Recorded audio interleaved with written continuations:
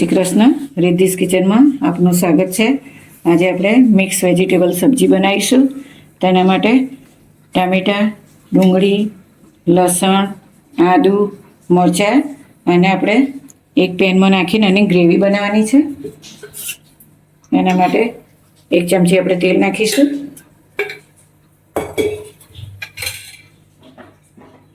પછી આ ડુંગળી નાખી દઈશું.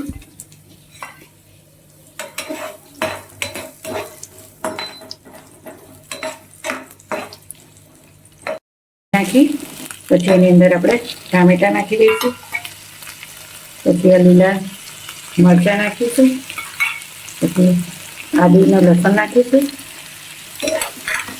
આપણે એને સાંતળવાનું છે. એ સંતળાય એ માટે આપણે એમાં 1/2 ચમચી મીઠું નાખીશું.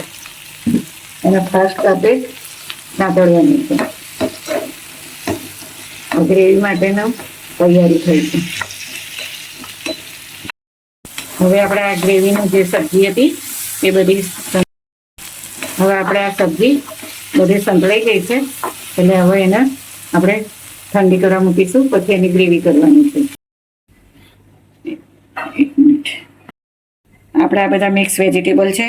એમાં ફ્લાવર છે, બટાકા, વટાણા, ગાજર, કેપ્સિકમ. એને આપણે એક પેન મૂકી છે. એની અંદર 1 ચમચી તેલ નાખીશું અને પછી એને બધા નાખી અને સાંતળીશું.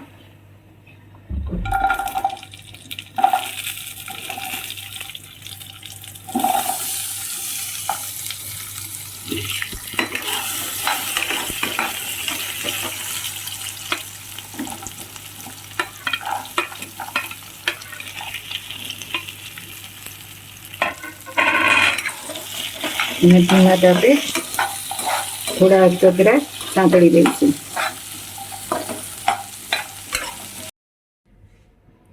આમાં જે સાંતળ્યું છે આપણે ડુંગળી, ટામેટાં, લસણ, આદુ, મરચાં એને આપણે હવે બાઉલમાં નાખીને ગ્રેવી બનાવીશું.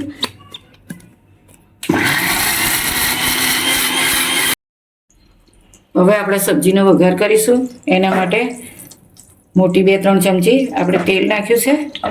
હવે એમાં આપણે 1 ચમચી જીરું નાખીશું.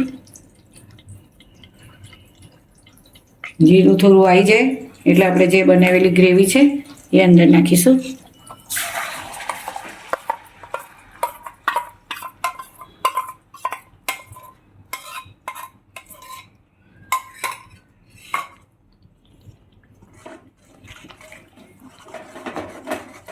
આ ગ્રેવીને આપણે તેલ છૂટે ત્યાં સુધી એને 5-10 મિનિટ સાંતળવાનું છે.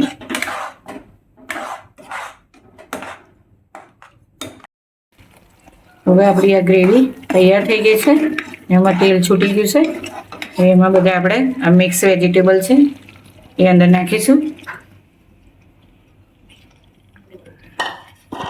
પછી એને આપણે ચમચાની મદદથી આવી રીતે મિક્સ કરીશું. પછી એમાં આપણે થોડું મીઠું નાખીશું.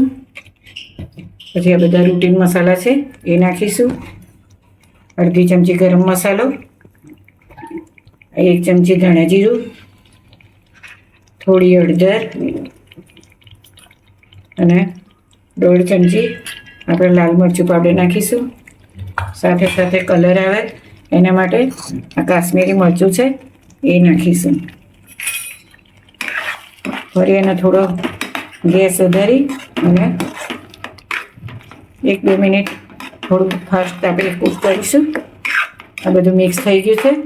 હવે આપણે ગેસ ધીમો કરીશું અને પછી શાકભાજીને ચડવા માટે આપણે 1/2 ગ્લાસ પાણી રેડીશું. પછી બધું મિક્સ કરીશું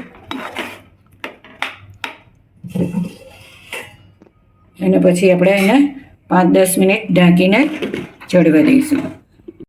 હવે આપણી આ મિક્સ વેજીટેબલ સબ્જી તૈયાર થઈ ગઈ છે.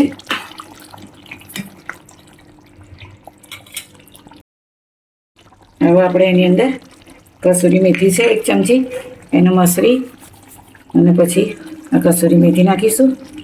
પછી એની અંદર આ સમારેલી કોથમીર છે એ નાખીશું. આપણી વેજીટેબલ સબ્જી તૈયાર થઈ ગઈ છે. આપણી આ મિક્સ વેજીટેબલ સબ્જી તૈયાર છે. એ રોટલી, નાન, પરોઠા, બાજરીના રોટલા બધાની સાથે સર્વ થાય છે. આ જોડે આપણે અથાણું મૂક્યું છે. તમને મારી આ રેસીપી ગમે તો સબસ્ક્રાઈબ કરજો, શેર કરજો